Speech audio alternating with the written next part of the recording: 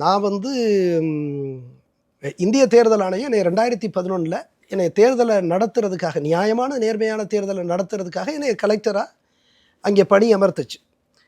இப்போ அன்றைக்குள்ள பிரச்சனை எல்லாருக்குமே தெரியும். திருமங்கலம் ஃபார்முலாங்கிறது எல்லாருக்குமே தெரிஞ்ச ஒன்று. அங்கே ஆயிரக்கணக்கான ரூபாய்களை வாக்காளர்களுக்கு பரிசாக கொடுக்கறது, சாராயம் கொடுக்கறது, பிரியாணி வழங்குறது, பரிசு பொருட்கள் வழங்கி வாக்குகளை பெறக்கூடிய ஒரு ஜனநாயகத்துக்கு எதிரான பணநாயகத்தினுடைய வெற்றியாகத்தான் இன்றைக்கு திருமங்கலம் இடைத்தேர்தல் வெற்றியே அன்றைக்கு ஊடகங்கள்லாம் எழுதுனாங்க. இது எல்லாருக்கும் தெரியும். அப்போ அதனுடைய பின்புலத்தில் அதற்கு 2 ஆண்டுகளுக்கு பின்னால் இந்திய தேர்தல் ஆணையம் சட்டமன்ற தேர்தலை அறிவித்த அந்த காலகட்டத்தில் மதுரையை ஒட்டிய தென்பகுதிகளிலே நீங்கள் நியாயமான தேர்தலை நடத்த முடியுமா என்ற கேள்வியை எழுப்பிய போது இந்திய தேர்தல் ஆணையம் நிச்சயமாக எங்களால் முடியும் என்று சொல்லி என்னை தேர்வு செய்து அங்கே அனுப்பினார்கள்.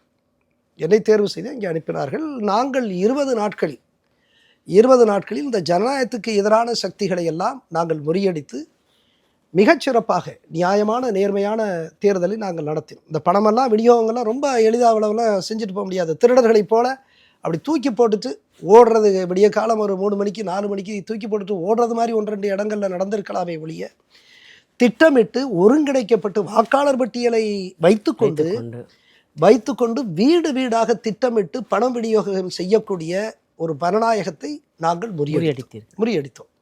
மிகச்சிறப்பாக செய்தோம்.